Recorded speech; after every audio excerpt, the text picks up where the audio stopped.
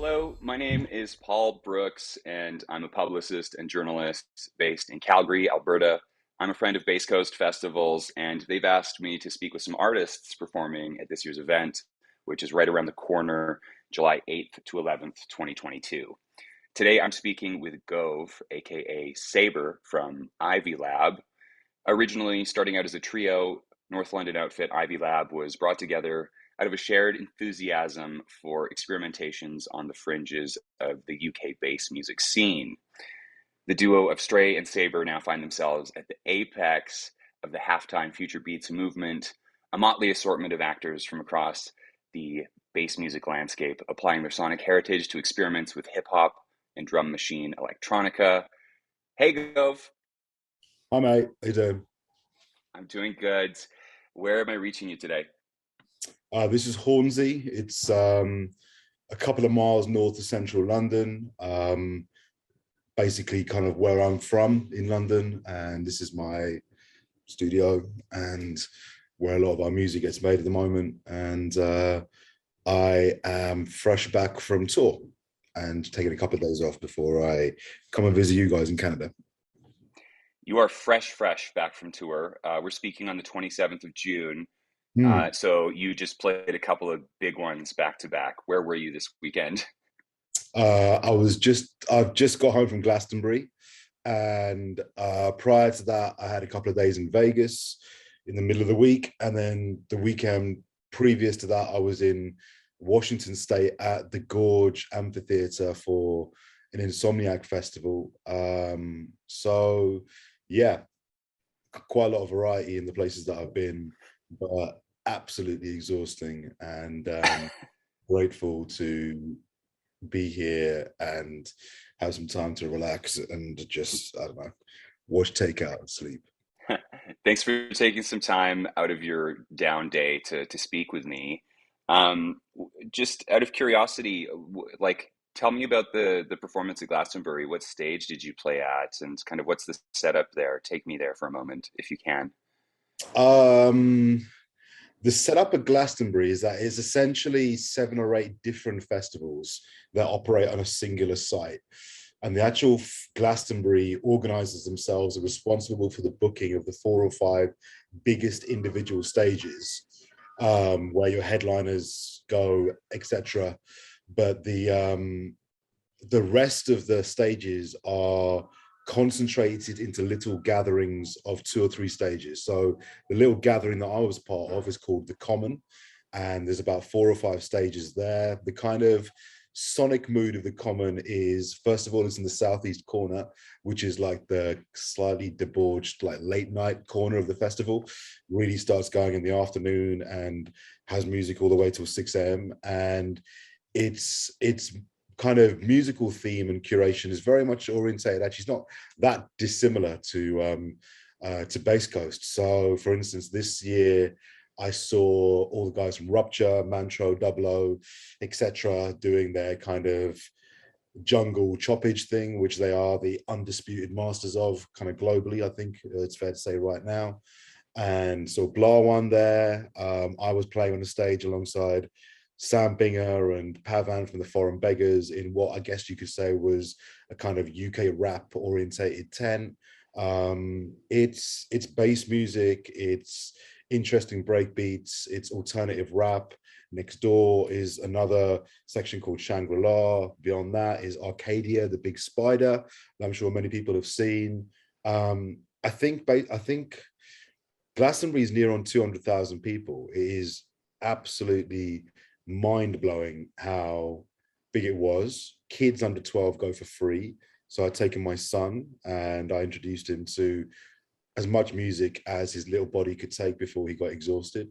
But in the space of the last 3 days, that boy has seen Billie Eilish, Herbie Hancock, Getz, uh, George Ezra, Glass Animals. Who else did we go and see? All kinds of different music, Near Archives. He got to see some of the kind of more playful kiddie stuff that he's into. but he also got to rave quite hard as well, and he absolutely loved it.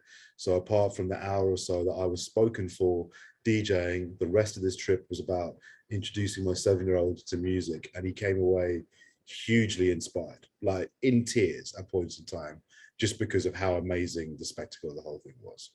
And he's been 3 times now, like, but this is the first time he'll properly, recognize the experience for what it was. So yeah, That's really special event. world's best dad. And to be fair, this is something I found out about 6 days ago. I think Goldie pulled out. They needed someone to replace his slot. And they're like, can you make it down? And I was in Vegas at the time. I think you and I had been speaking about doing this conversation, and I had no expectation to get off that flight from Vegas and go 4 hours across the country straight to this festival. But that's what I did. I played a show, and then I took care of my son for the weekend. And it was awesome. I wouldn't have had it any other way. Amazing. Although I'm hurting. I'm in pain. I'm in pain. Well, you need to rest up because Bass Coast is just around the corner. Yeah, so you've played Bass Coast a handful of times now. When you're talking about Bass Coast to your friends and peers back home in the UK, can you just tell me how you describe it to them? I describe it as female-led, because I think Liz and Andrea do a really good job of putting the festival together with a feminine touch that does not go unnoticed. I quite often describe it as boutique, because I think the sort of 3, 4, 5,000 people that come there is a really special number of people. It's not quite a village, but it's not quite a town either. So it's very personable, and I think that says a lot. And I describe it as a place where people get silly to quite serious music. And I think that's quite a good dynamic, because I think those two things are sometimes not natural bedfellows, but there's some, I don't know, magic in the forest that allows that to take place at Bass Coast in a way that I don't believe happens in many other places. Although, the people of Glastonbury just reminded me that there is still a bit of that, sparkle and fairy dust in the west of this country too. So yeah, that's the company it enjoys as far as I'm concerned. It's in that Glastonbury tier, even though it's a 100th of the size. Yeah, it's a special place. When we spoke earlier, you said that you like to try out some of your new material, some of your most kind of forward-thinking stuff at Bass Coast Festival. I'm just wondering if, why that's the case. Like, what's the reception you typically get? Patience. I mean, I don't think we make up and down music. People aren't going to headbang or really lose themselves. And I think to make sense of what we do is a bit more of a stand and watch kind of experience, which I think is unusual paradigm to have to get used to as electronic performers. I think our measure of success is quite often how much people lose it. But I think if you make music where people just need to kind of observe and consume and sway and kind of get down in a bit more of a sleazy way, it needs to be the right atmosphere and the right setting to do that. And Bass Coast is one of those places. So, with that knowledge comes quite a lot of confidence to try out other types of music and, I guess, compositions that might not make the cut for something that's a bit more in the EDM vein or a bit more in the kind of mainstream bass vein. I think, the bass part of Bass Coast has a certain truth to it. But it's definitely gone way beyond that now. And it just feels like a platform for cool electronic ideas to exist. So yeah, we've got confidence, that we can do what we want to there. I think we haven't played that many times. We played twice, which I still, incredibly grateful for. We'll be third after this trip. And I've been one time socially as well, which is testament to the fact that I wanted to go and not quite Shazam my way through a festival, but like something along those lines, and this brings it back to the Glastonbury thing. Like, I was bumping into a lot of bookers and buyers and DJs and people who are off duty, who are just there to experience music that they might not hear anywhere else this weekend. And yeah, that's part of the charm of Bass Coast too, which is why I will be there from before it opens till after it closes, to make sure that the moment I can and I'm not performing, I'm going to be trying and checking out something where I'll be like, okay, that's an interesting idea, or they're a cool DJ, or wow, I need to follow this person. That happens a lot at Bass Coast. I love that. I love that you come and hang out. That's great. I'll try and come We're and hang out next year socially if my calendar allows me. I'd do it every year if I can. I've bought two years ago when not 2 years ago because it was COVID, but I'm guessing like 3-4 years ago when we last performed, I brought over a friend of mine, Rebecca. She'd just moved back to the UK, and she's a very high-flying radio exec, former number 2 at BBC Radio 1, is now the head of content at Kiss FM here.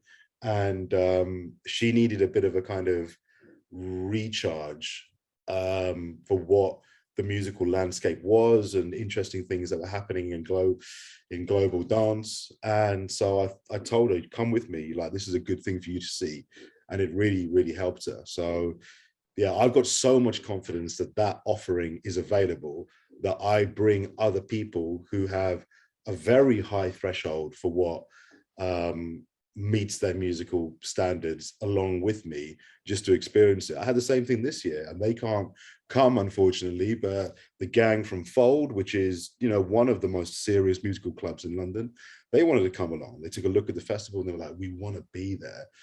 And I think, you know, they run a nightclub, they can't just shut the place down to come and attend the festival, but they very nearly did. You know, they very nearly thought about it. So well, that's the kind of place we're talking about. we're speaking at a pretty special time for Ivy Lab.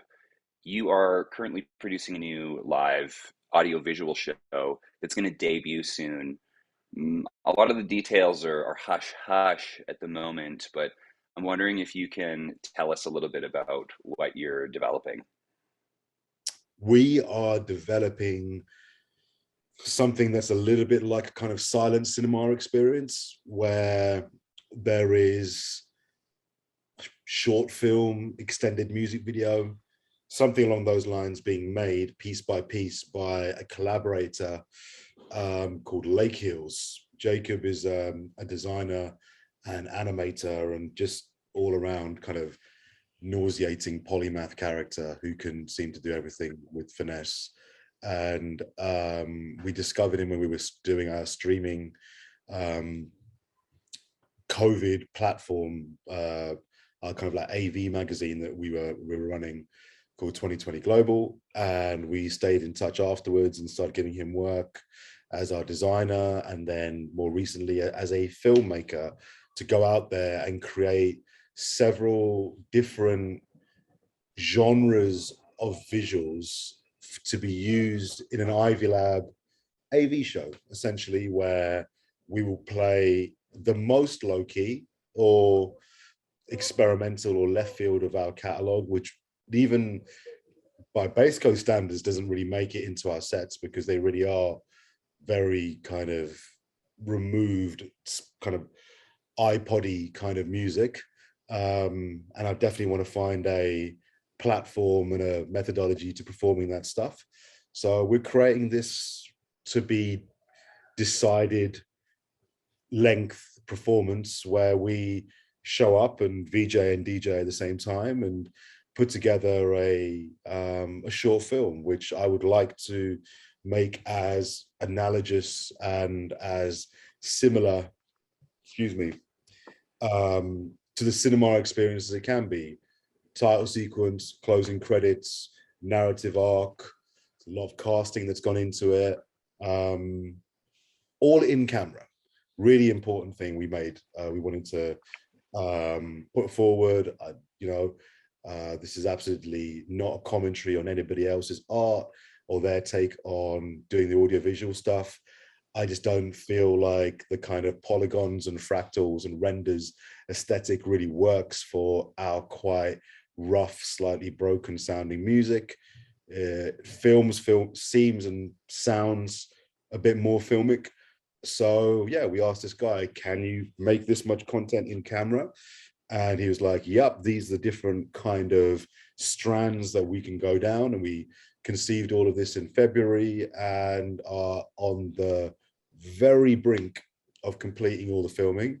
I will spend the next few months working out the best way of performing it, and taking what average VJ skills I already have and trying to grow a little bit.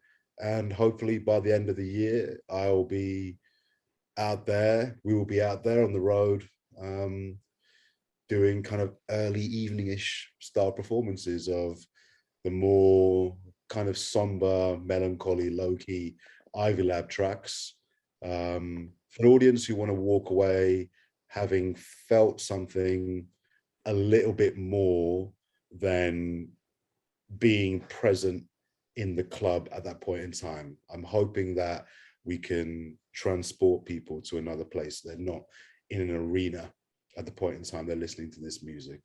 So a lot of very bold, pretentious ambition behind all of this, but I don't know, we're quite pretentious people. So I guess it's unsurprising that at some point in time we'd look at these two CDJs and go, we can do better than this, or we can do more than this. And that's what this is right now. So, I mean, there's so much demand right now for your music and your DJ sets. Why are you taking a risk right now and putting together a different kind of show? You don't necessarily have to. So why is the time now to do this? Um, it's probably because I think we had a bit of an experiment with making and releasing a bolder ratio of low-key music because of COVID. We weren't under pressure to make dance floor bangers, thank God, because I'm not sure we had that in us during that period.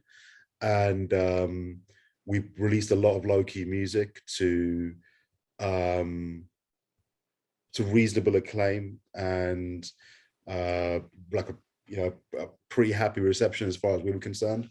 Certainly better than we thought could be the case. And then COVID finished, but we didn't stop doing that.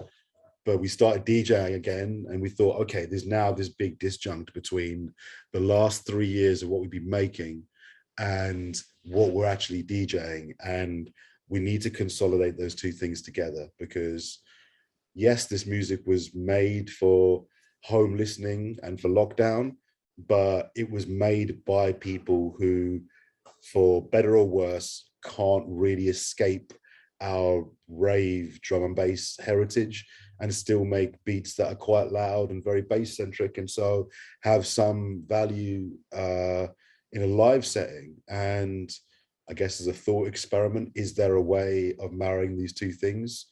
Probably. Can it be just through a conventional DJ show? Probably not.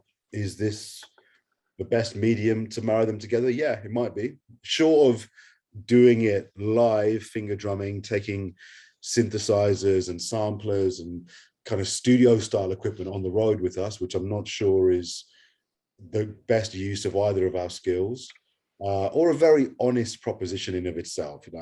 Like Jay and I, we understand music, but I'm not sure we're musicians in that kind of sense. Like we have an ear for music, but we're not like talented drummers or keyboard players or singers.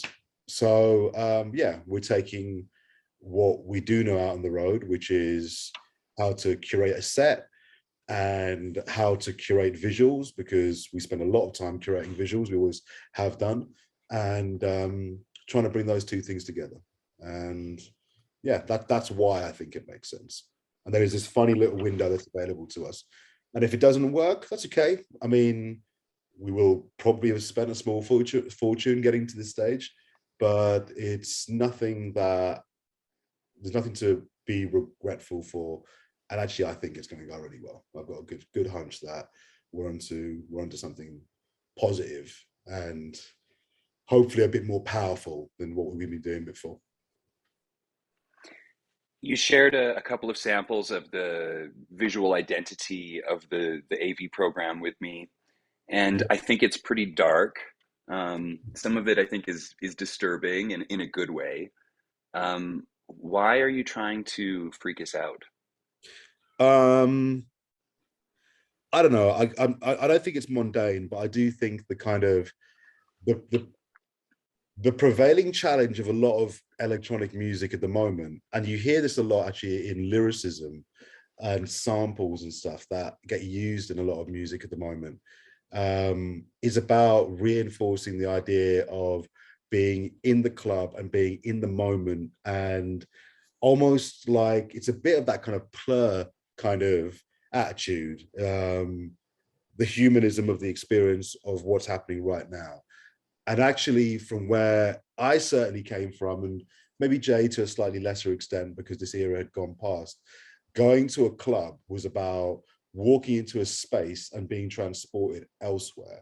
And that didn't matter if you were going to a tropical disco club and you walked out and you kind of closed your eyes and you're like, yeah, I really could be somewhere in Central America. Or in my case, going to like old, very bleak tech D&B raves and closing my eyes, and I'm no longer on the edge of Oxford Street. I'm in Blade Runner. And the electronic music does have that capacity to really transport you to another place. Um, and I don't think its capacity is quite as rich as film. So maybe that explains quite a lot of why there's now a film element to this as well. Um, but yeah, I'm not sure I want people to feel comfortable and present when they're experiencing this. I want them to feel like they're somewhere else. I want them to get distracted. I'd like their mind to wander. I don't really want to be part of the show at all, if at all.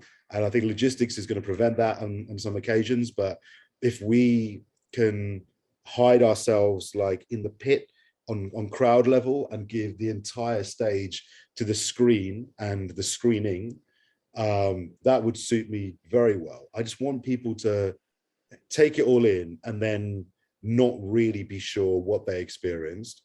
And I'm not trying to make people like feel good and the vibe is in the club tonight. I mean, this album is dripping with a lot of heartbreak and a lot of sadness because things have not been great for both of us in very different ways, not really COVID related ways, but very personal ways over the last 6 months. And so there's a lot of sadness that's gone into this album. And like, quite shamelessly, I don't care if I'm going to make you feel sad. If you experience this is what I felt. And I just want you to know it and just like feel what I felt for a little bit. And I know that I'm doing it in a setting that is perhaps better known for elation and positivity. And like I said, peace, love, raver, unity, whatever the phrase means. That's not where I'm coming from. I'm coming from some transport you to another place.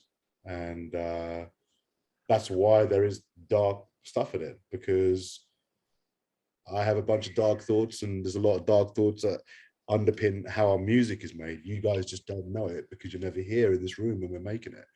But yeah, there's dark humor and there's a dark take on humanity behind what we do. And this is a natural step to explaining that more to people who listen to and consume our art, I guess you could say. I'm really interested to see the new program. Just one more question for you on the topic of Bass Coast. Your label 2020 London is presenting a showcase at Bass Coast Festival Yeah. 2022, featuring Sicaria Sound, Tim Parker, our Canadian friend Oak. Mhm. Just for anyone who is new to your label, can you just describe the essence of the label and what kind of binds the music presented there? 2020 is a kind of playground for the art and music that we like from other places. It's not really run like a conventional record label. And actually, it was a club night before it was a record label. It was a club night for about 2 years before it was a record label. And it's the home to all of our music because It provides almost all of our music. That did change a little bit in the last 6, 12 months. We did release with other people, but having your own platform means you can be nimble and unapologetic and actually a bit stubborn about what you do, which are all traits that I think, sadly, I definitely suffer from, and I think Jay suffers from a little bit too when it comes to our attitude towards artistic compromise. But also, if there are things that we believe should be a more present part of the musical landscape or the contemporary arts landscape, we would like to provide some platform to do that. And as a consequence, when we feel that there's not enough symbiosis between the contemporary dance world and the electronic dance music world, and I mean that not to be condescending, but in a more European than I do American way. EDM in the States is a pejorative. EDM in Europe is just a very functional description of a musical genre, and so taking it with that more sort of European definition, the dance of EDM of the three letters doesn't really get enough coverage, and so we'll take a bit of money from the kitty. And the kitty can be healthy because Ivy Lab exists on this label on a 0%, 100% deal, which means that whatever royalties we get from cake and anything else we put out, for the most part, stays in the label to act as a war chest for us to go out there and commission art that we believe in. And that's different from commissioning art that we think is going to sell or we think is going to be commercially viable. It's just stuff that we believe in. And quite a lot of the time, stuff that you really do believe in, that belief in of itself does lead things to be commercially successful or at least viable. Maybe successful is not a good word to describe us as Ivy Lab particularly, because we spend a lot of our money just commissioning other people's art. But it's leaving us with some sort of legacy and the knowledge that we are hopefully making things a little bit better and leaving the music landscape a bit better than when we arrived. That's kind of all we can, I guess, really hope for. And that's the raison d'etre of the label, confined within the notions of an electronic take on hip hop, whether, and I think in this sense, the direction of travel is quite important. I think there's always been an electronic take on hip hop. I feel like what we've been trying to do for the last however many years is take a hip hop take on electronic. And I do think direction of travel really matters because you bring all your baggage with you. And so there's a certain attitude that's been dragged along with us in our arrival at this kind of halftime base camp, that I feel is what 2020 is all about and is what people experience when they come to one of our shows or buy one of our records or listen to one of our live streams or any of those kind of things. Gove, I'm really excited to see you perform at Bass Coast. Thank you for speaking with me today on your day off. And yeah, travel safely. I'll see you in like a few weeks, I'm sure.